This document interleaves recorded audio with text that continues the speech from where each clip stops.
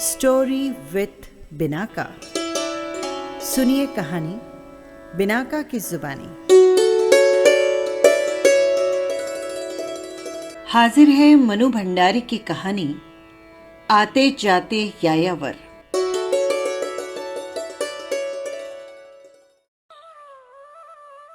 कभी सोचा भी नहीं था कि महज मजाक में कही हुई बात ऐसा मोड़ ले लेगी।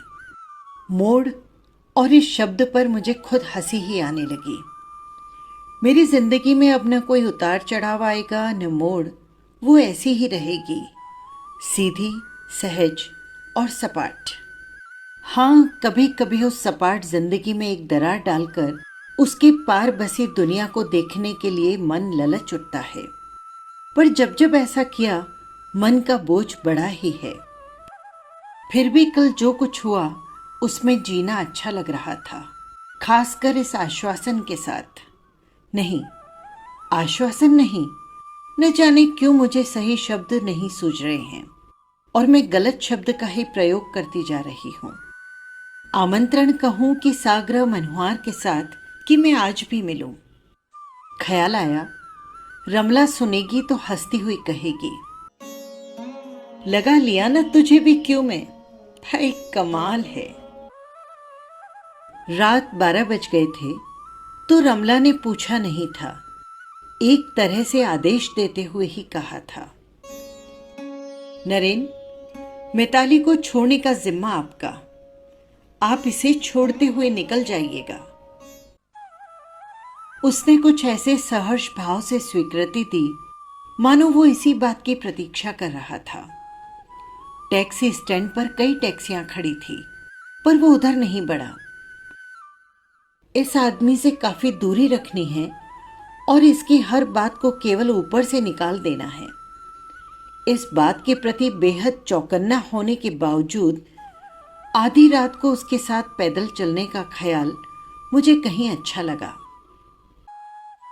चारों ओर निपट सन्नाटा था और सड़क के दोनों तरफ दूर तक लैंप पोस्ट बाहें फैला फैलाकर रोशनी उड़ेल रहे थे।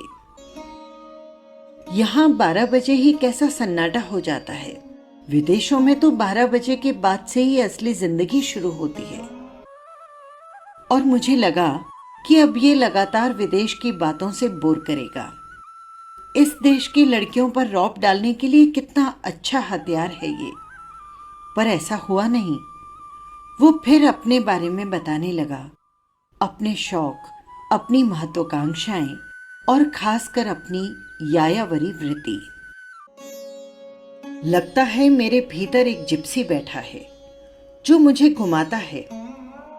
पिछले 7 साल से मैं केवल घूम रहा हूं, भटक रहा हूं, नए नए स्थान, नए नए लोग। मुझे पता नहीं कहां जाकर अंत होगा, कब अंत होगा। वो जैसे बहकने लगा था। मुझे ख्याल आया इसने पी रखी है, केवल नीट। बल्कि जब रमला दरवाजे तक छोड़ने आई थी तो उसने कहा भी था, आज आप बहुत पी गए हैं, ठीक से छोड़ तो देंगे ना मीता को। और वो हंसा था। आप तो जानती ही हैं कि कितनी भी पी लूं मगर मुझ पर रंग नहीं चढ़ता। काला कंबल, रमला ने कहा था और हंस पड़ी थी।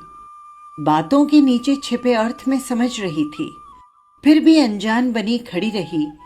पर क्षण भर के लिए तीव्र आकांक्षा का एक झोंका ऊपर से नीचे तक जैसे चीरता हुआ निकल आया।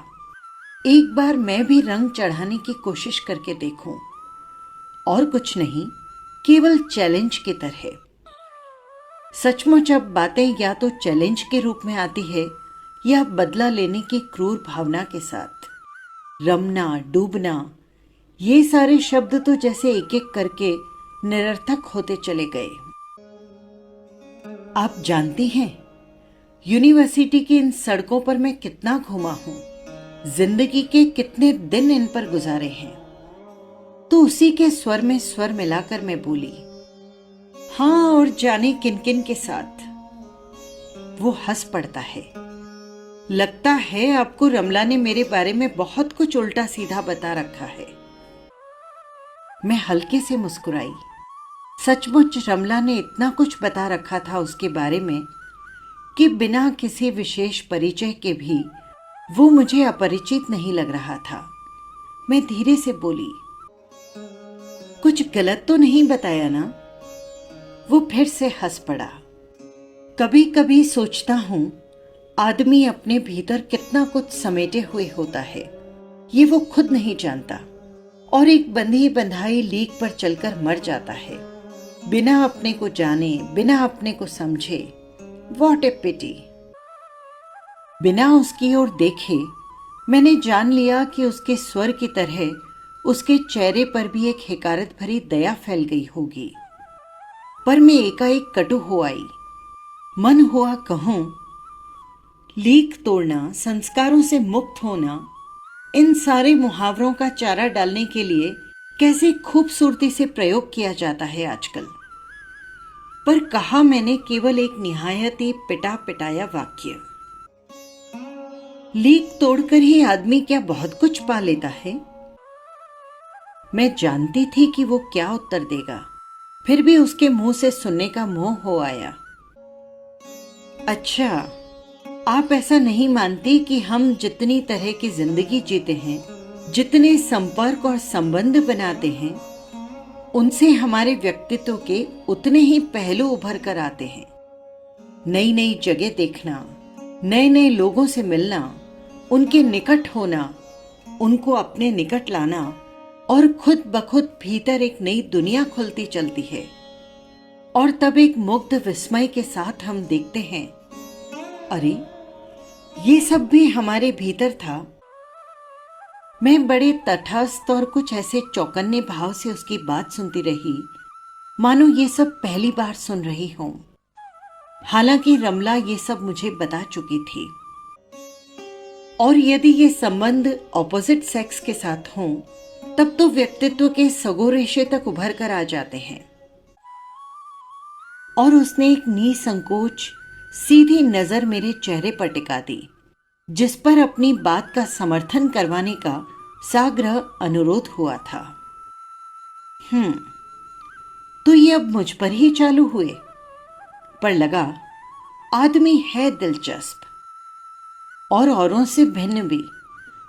सब लोग ऐसे मौके पर बात करते हैं तुमसे, जैसे जो हो बस तुम ही हो, बाकी दुनिया बेकार। लेकिन इसने बात दुनिया से शुरू की, अब शायद तुम पर आएगा। धीरे धीरे, सीढ़ी दर सीढ़ी। नवीनता का भी तो अपना एक आकर्षण होता है। सचमुच आदमी तेज है और किसी को भी फंसाने के सारे हथकंडों से लैस। फिर भी बात करने का नाटकीय अंदाज मन को भाया। रह रहकर कंधों को उचकाना, हथेलियों को हवा में फैलाना, सुकुड़ना, और पल पल चेहरों की बदलती मुद्राएं। अमेरिकी लटका एकाएक मन में उभरा। ये अदाएं ही तो हैं जो संपर्क संबंध बनाने का सबसे सशक्त साधन होती होंगी। भीतर ही भीतर कहीं हंसी उमड़ने लगी। रमला ने इस नाट के अंदाज की हूबहू नकल करते हुए ये सारी बातें बताई थी, और फिर हंसते हुए कहा था, तो बोलो, मिला दें तुम्हें नरेन से? तुम भी उसके व्यक्तित्व का एक पहलू उजागर कर दो, या फिर अपना करवा लो। भीतर ही भीतर मन में कुछ कुलबुलाने लगा। मैंने बड़ी ही तौलती सी नजर से उसे एक बार देखा। सारी बात रमला को सुनाने के लिए एक मजाक बनकर रह जाती यदि फाटक पर विदा लेते समय वो ये नहीं कहता, कल शाम को आप क्या कर रही हैं? खाली हो तो मिलें। एक क्षण में हां ना किए बिना मैं असमंजस में खड़ी रह गई। तभी सुना, वो हंसते हुए कह रहा था, आप बहुत गालियां दे रही होंगी मुझे। आज तो आपको भी थोड़ी सी पिला देने का पाप कहिए या पुण्य मुझसे हो ही गया।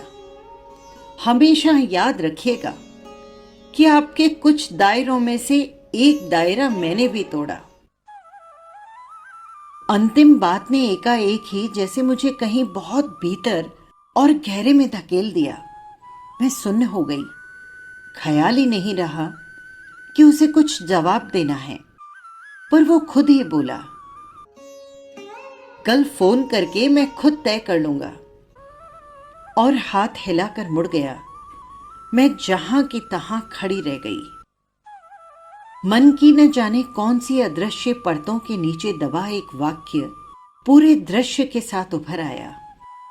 अपने शरीर से अलग करते हुए उसने कहा था, आज तुम्हें एक अंधेरे कुएं से निकालकर खुली फैली दुनिया में ले आया हूं। अब जानोगी कि जीना क्या होता है। तब वो पुलकित होने के साथ साथ भीतर तक कृतज्ञा भी हो आई थी और बहुत दिनों बाद कहा था, खींच कर लाना मेरा काम था। अब इस खुली दुनिया में चलना और अपना रास्ता तलाश करना तुम्हारा काम है। क्योंकि अपने साथ चलने के लिए उसने एक लेपी पुती बड़ी सी बिंदी लगाने वाली गुड़िया जैसी लड़की चुन ली थी। एक बार परिचय भी करवाया था।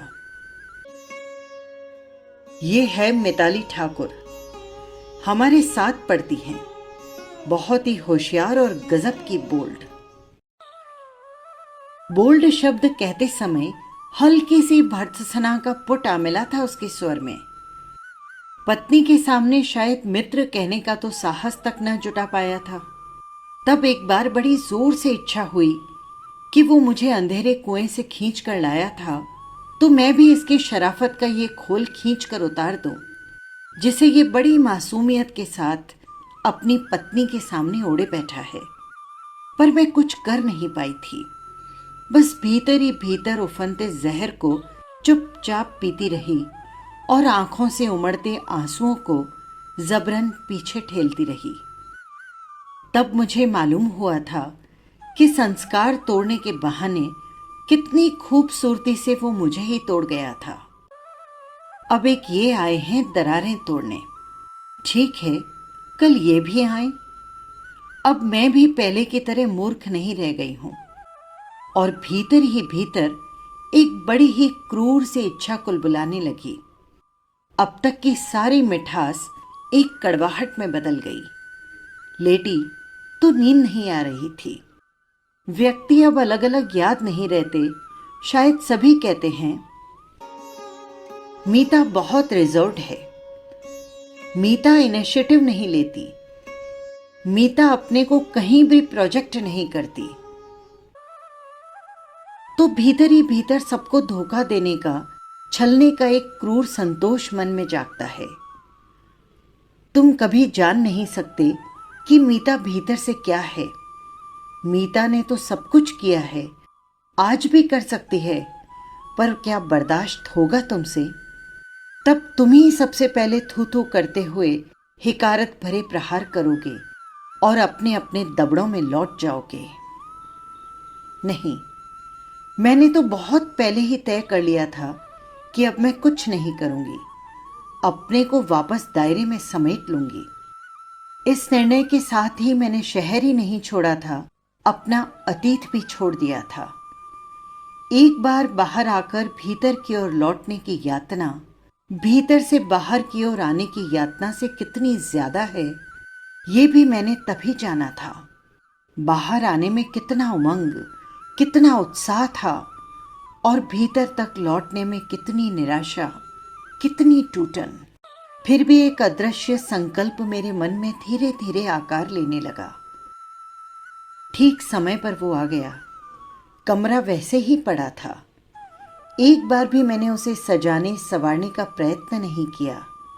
मैं अपनी हर बात उसे दिखा देना चाहती हूँ कि मैं उसे जरा भी महत्व नहीं दे रही हूँ, न उसके इस प्रकार चले आने को कुछ विशेष समझ रही हूँ।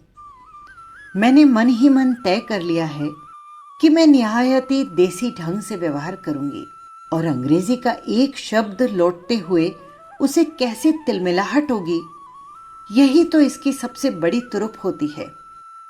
उस काल्पनिक तिलमिलाहट से मुझे भीतर ही भीतर एक संतोष मिलने लगा। और जब सारी स्थिति बर्दाश्त के बाहर हो गई, तो हम लोगों ने उस संबंध को नकार कर नए सिरे से अपने अपने व्यक्तित्व को स्वीकार किया।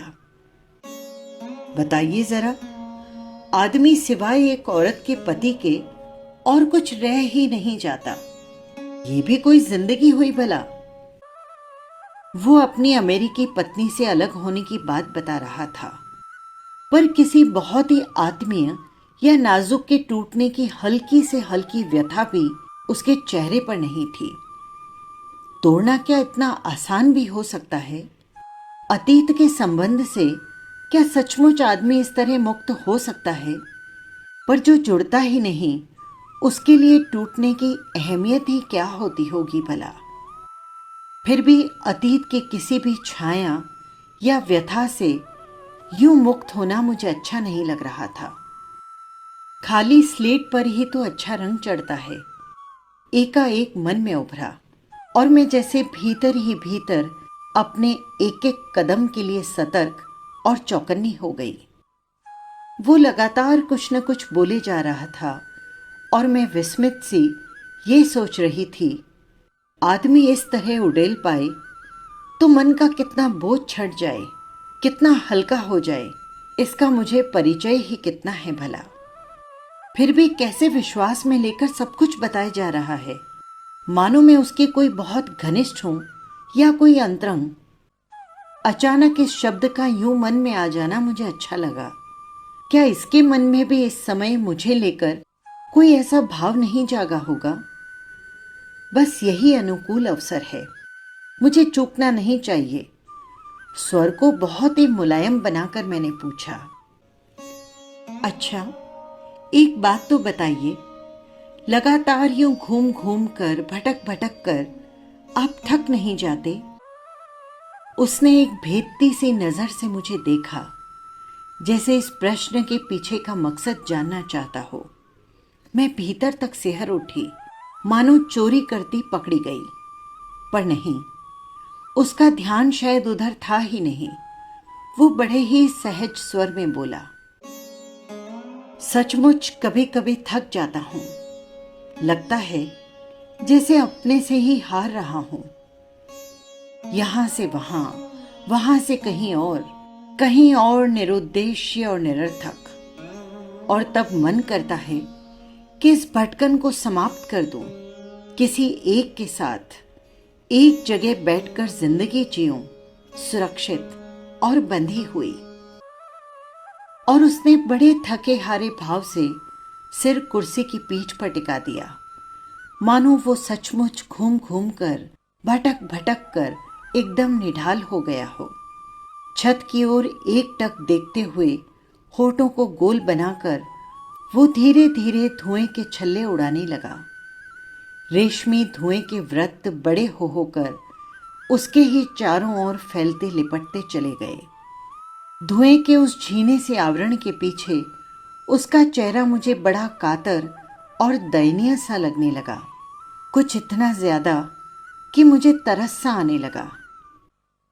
कहीं ये अनेक अनेक संबंध बनने बिगड़ने के किस्से मनगढ़ंत तो नहीं हैं? आजकल इन सब का बखान करना भी तो आधुनिक फैशन में से एक है।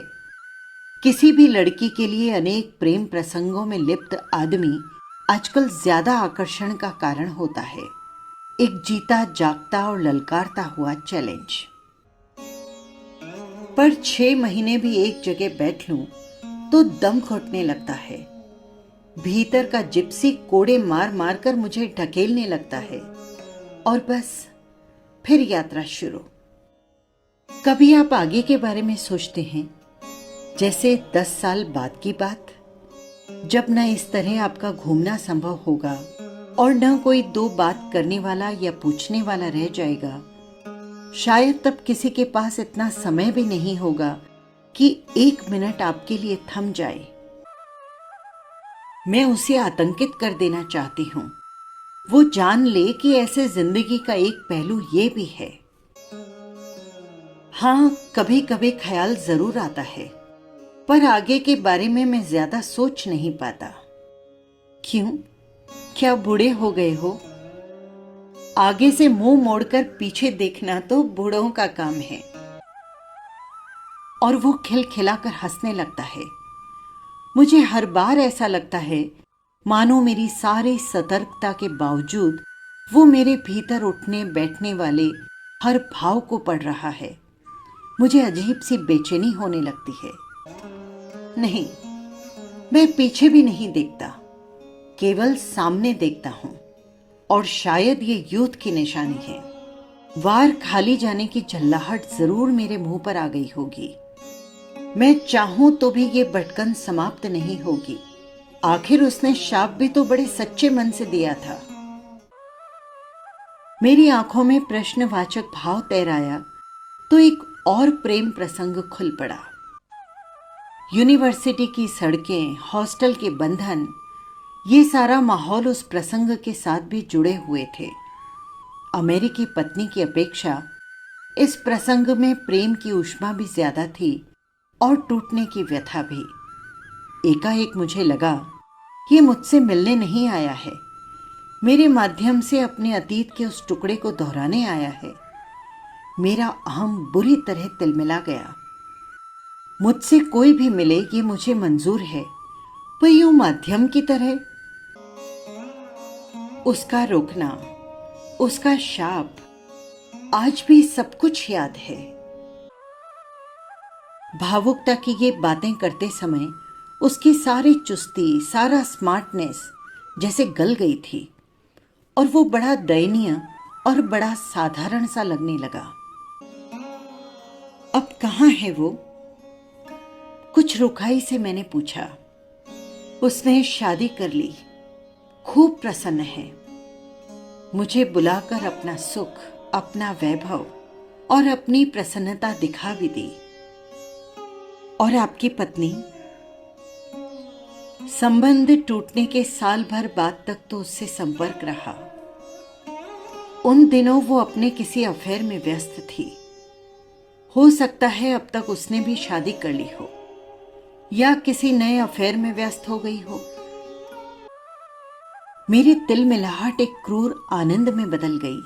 लगा जैसे मेरे भी सारे बदले इन औरतों ने चुका दिए। तो सब ओर से हारे पिटे ये यहां आए हैं मेरे दायरे तोड़ने, और मेरा मन इनके भीतर का सब कुछ जान लेने को अकुलाने लगा। ये सिर्फ नाटक है या इसके पीछे एक हारे हुए मन की कहीं टिक बैठने की आकांक्षा? पर कहीं से भी तो ये हारा पिटा नहीं लगता। क्या टूटे संबंध इसे कहीं से भी नहीं तोड़ते? क्या मन की टूटन से यूं अछूता रहा जा सकता है? एक बार जाऊंगा तो जरूर मिलूंगा उससे। अब मिलना शायद अच्छा ही लगेगा। आप वापस कब जाएंगे? स्वर में आई उत्सुकता को दबाते हुए मैंने कुछ ऐसी लापरवाही से पूछा मानो इसके उत्तर से मेरा कोई संबंध ही ना हो। परसों यहां से कलकत्ते जाऊंगा और वहां से फिर 15 को मास्को के लिए उड़ना है। एक क्षण को मैं जैसे हवा में लटक आई। लगा थोड़ी देर पहले जो दयनीयता और कातरता उसके चेहरे पर उभर आई थी वो मेरे चेहरे पर पुत गई, और वो बैठा वैसे ही हंस रहा है, सहज, मुक्त, निर्द्वंद। लगा मैं फिर चली गई हूं अपनी सारी सावधानी के बावजूद। एकाएक मन सुलगने लगा। तब ये यहां क्या करने आया है? किससे सुना सुना कर मन हल्का करने के लिए क्या इसे मैं ही मिली थी? घनिष्ठता क्या, बिना परिचय के भी जो किसी को अपना सब कुछ बता सकता है, उसके लिए तो माध्यम कोई भी हो सकता है। वो फिर चहकने लगा था। नई नई जगह, नए नए अनुभवों को पाने का कौतूहल भरा उत्साह उसके चेहरे पर थिरक रहा था। पर उसके बाद उसकी बातें, उसकी उपस्थिति, बात करने का नाटकीय अंदाज, सब कुछ मेरे लिए निरर्थक हो उठा, स्वादहीन और बेमतलब। बल्कि उसका होना भर मुझे भारी लगने लगा। मन हुआ उठकर बुरी तरह झिड़क दूं, पर किस बात पर? आखिर उसने किया क्या है यही समझ नहीं आ रहा था। तुम हर संबंध में भविष्य की संभावना खोजती हो, इसीलिए वर्तमान को भी नहीं भोग पाती। एक बार मृणाल दी के पति ने कहा था तो लड़ने लड़ाने को मन हो आया था। जब भी वहां जाती हूं तो बड़े दुलार से मेरे दोनों हाथ अपनी हथेलियों में लेकर सहलाएंगे, बाहां दबाएंगे। जरा सा इशारा कर दूं तो मृणाल दी से छिपकर कॉफी पिलाने भी ले जाएंगे। कई बार तो ऐसा संकेत कर चुके हैं, कुछ और ढील दूं तो और भी आगे बढ़ सकते हैं, पर उसी सीमा तक जहां तक किसी चीज का रिस्क न लेना पड़े। उनका सब कुछ सहज और सुरक्षित रहे। वे जानते हैं कि उन्हें सिर्फ पाना ही है, चाहे जो भी मिल जाए, खोना तो कुछ है नहीं। और मैं भी जानती हूं कि मुझे पाना कुछ नहीं है। आधुनिकता के नाम पर कैसे कैसे सुडरी ये लोग झाड़ते हैं। मैं पत्र लिखूंगा तो जवाब देंगी ना? नहीं, हमें नहीं आता पत्र वत्र लिखना। खींच भरे स्वर में मैंने कहा, एक ये ही तो रह गए हैं पत्र लिखने के लिए। इस आदमी के लिए व्यक्तियों और संबंधों का महत्व ही क्या है, सिवाय इसके कि एक किस्सा सुनाने को मिल जाए उसमें से। अब विदेश में किसी औरत के साथ शराब पीते हुए या कौन जाने उसकी बगल में लेटे लेटे सुनाएंगे। हिंदुस्तान की लड़कियां यहां की तरह नहीं होती, न जाने कितने संस्कारों में बंधी और दायरों में घिरी होती हैं। उस समय भी मेरा नाम इनकी जुबान पर भले ही हो, मैं इनके दिमाग में कहीं नहीं होंगी। बस कुछ न कुछ निरंतर बोलते जाने की हवस से ही वो बस बोलता चला जाएगा। अच्छा, कोई बात नहीं, पत्र लिखना नहीं आता तो खाली कागज ही भेज दीजिएगा, मैं उसी से सब समझ लूंगा। जाते जाते कैसे लटके बगा रहा था। फिल्मी डायलॉग। अब सचमुच मेरा धैर्य जवाब देने लगा था और मन हो रहा था मैं सामने बैठे इस आदमी को फटकार दूं। तभी चपरासी ने आकर जैसे मेरा उद्धार कर दिया। मैंने बताया, 8 बजे के बाद यहां पुरुष कमरे में नहीं रह सकते। अरे, प्राध्यापिकाओं के लिए भी इतने बंधन? और वो हंसने लगा तो मैं भीतर ही भीतर बुरी तरह कुड़ गई। हाँ, और नहीं तो क्या, ये अमेरिका नहीं है। और मैंने मन ही मन कहा, अमेरिका की दुम कहीं का। मैं एक क्षण को भी ये नहीं बताना चाहती थी कि परसों ही उसके जाने की बात सुनकर मैं विचलित हो गई हूं, या कि उसे लेकर। बड़े सहज कदमों से मैं उसके साथ नीचे फाटक तक गई। यहां कोई खाली टैक्सी आपको नहीं मिलेगी। मेरा इतना कह देने के बावजूद वो टैक्सी की प्रतीक्षा का बहाना लेकर खड़ा बातें करने लगा। मान लीजिए कभी एक दिन आपके दरवाजे पर खटखट हो, आप दरवाजा खोलें और देखें कि मैं खड़ा हूं, तो कैसा लगेगा? खाक धूल लगेगा। क्यों अब भी नाटक किए जा रहे हो? क्या मतलब है इन सब बातों का? कहने को तो मैं भी कह दूं, दरवाजा खुले और आप देखें कि कोई और चेहरा झांक कर आपको बता रहा है कि मिताली तो शादी करके चली गई, तो आपको कैसा लगेगा? फिर ख्याल आया, इसे लगना ही क्या है, उसी के साथ बैठ जाएगा और मेरा किस्सा ऐसी आत्मीयता के साथ बताएगा जैसे वो कोई इसकी अतरंग हो। पर मैंने कुछ भी नहीं कहा, बस गुमसुम खड़ी रही। लगता है टैक्सी तो यहां मिलेगी नहीं, मुझे मेन रोड तक जाना ही होगा। उसने कंधे उचकाए, फिर बड़ी अदा के साथ हाथ जोड़कर होठों पर ढेर सारी मुस्कान और चेहरे पर आत्मीयता पोत कर कहा, इस आते जाते यायावर का नमस्कार। मैं चाह कर भी मुस्कुरा न पाई, बस यंत्रवत हाथ जोड़ दिए। वो मुड़ गया। जैसे सहज और सधे कदमों से वो चल रहा था, उसे लगा 2 दिनों का सब कुछ झाड़ पहुंचकर वो इस फाटक पर ही छोड़ गया है और बेहद हल्का होकर जा रहा है, हल्का और निर्द्वंद। सच पूछो तो इन 2 दिनों में आखिर हुआ ही क्या है। पर मैं हूं, किस न हुए को भी अब न जाने कितने दिनों तक गुनती बुनती रहूंगी। फिर एकाएक रमला पर खींच आने लगी। पता नहीं किस किस से मिला देती है। उसके घर कोई भी आए मुझे जरूर बुलाएगी। बड़ी गार्जियन बनी फिरती है। निरंतर दूर होती हुई उसकी आकृति धुंधली हुई, थरथराई और फिर लुढ़क गई। बस यही थी कहानी। आपको कैसी लगी कमेंट बॉक्स में ज़रूर लिखिएगा। और हाँ, यदि आपने चैनल को सब्सक्राइब नहीं किया हो तो कर लीजिएगा, जिससे हर कहानी सीधे पहुंच सके आप तक। फिर मिलेंगे किसी नई कहानी के साथ। नमस्कार।